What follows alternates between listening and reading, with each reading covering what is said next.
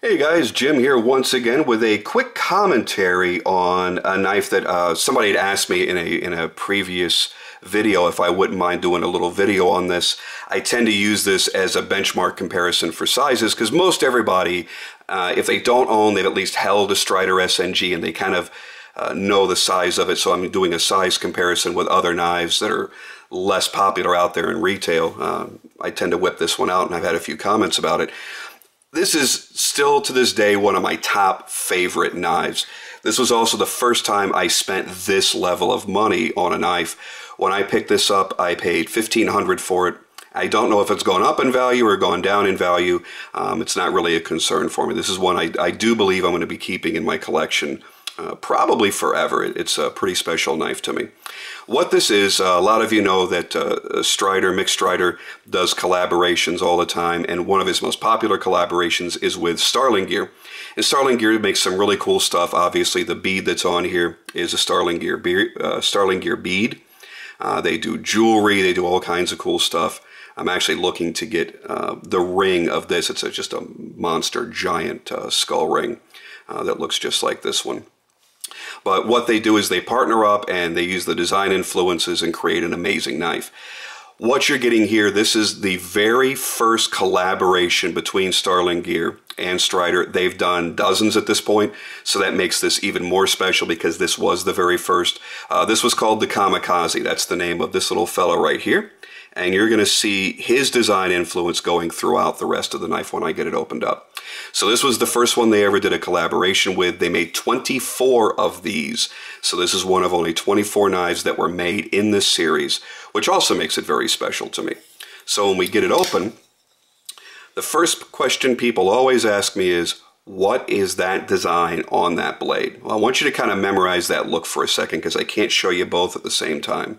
So get a nice look right in there and kind of memorize how that looks. And then we'll do that. Look right up in his nose. That's actually a close-up of the Kamikaze face right at the nose. Now the other side is a lot more evident, a lot more clear, because the entire skull is there with kind of like that Japanese sunrise flag coming out from the back side there.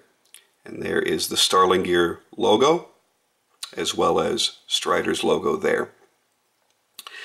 It's an amazing knife, it really is. What they're doing is, I believe the blade steel on this, and I might be mistaken because I've had this for a number of years now, I believe this was S30V. Strider has used a number of different blade steels, of course.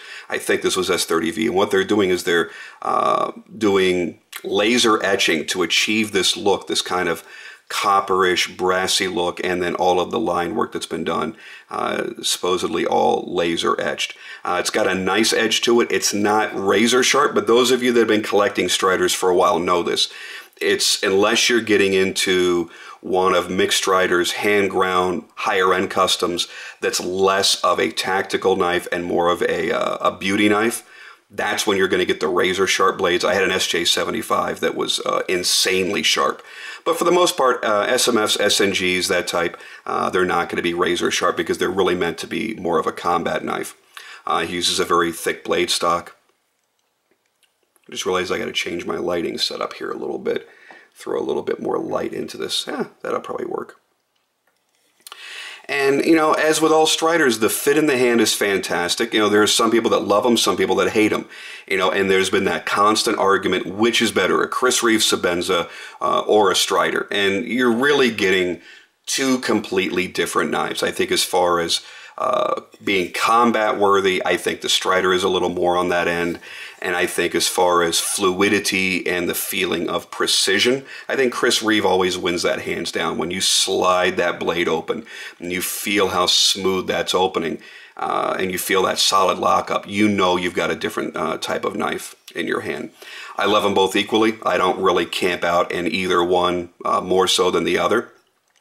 I like Mixed Strider's use of different materials. I love the fact that this has got very smooth carbon fiber.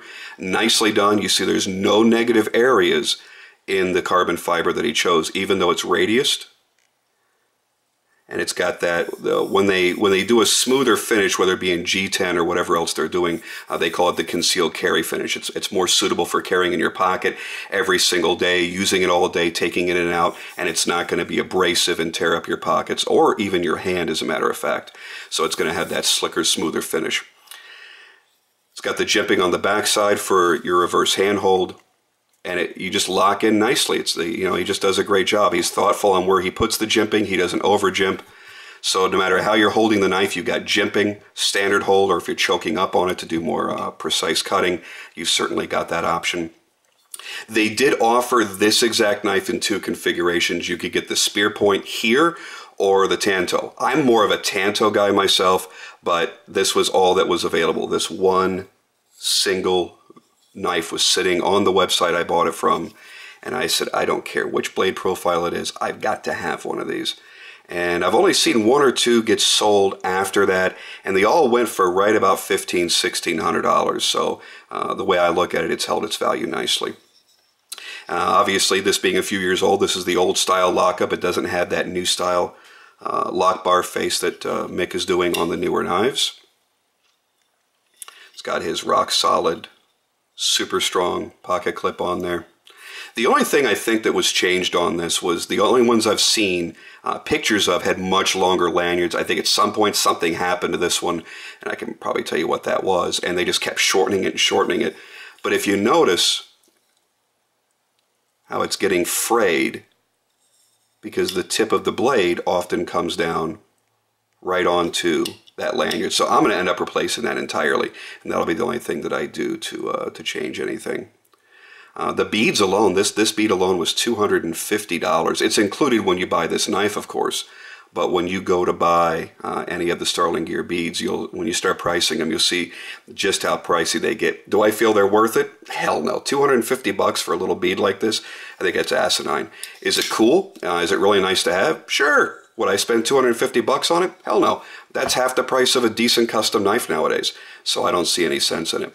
I don't really buy my knives to doll up or do anything particularly special with, so I really could care less if it has a cool skull on it.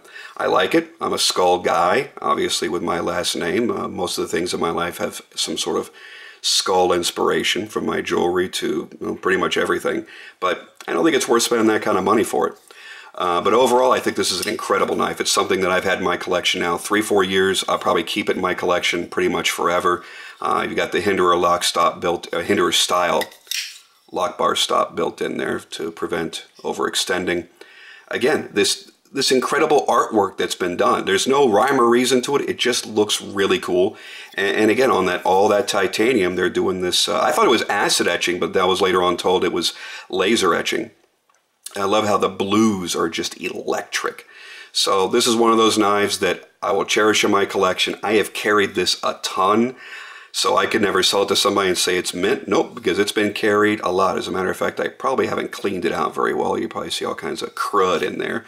It's actually time to take this thing apart and give it a nice once over and clean it up a little bit. But yeah, this is one of my babies. I absolutely love it. And unless the price was right, I don't think I'd ever really part with it. So, I hope you enjoyed that little look. A little bit short for what my videos typically are, but I'm not going to tell you anything earth-shattering that you don't already know about Strider SnGs. It's just a look to see a rarer production piece. And hopefully you guys like it as much as I do. If you have any questions, shoot me some comments. Thanks again for watching.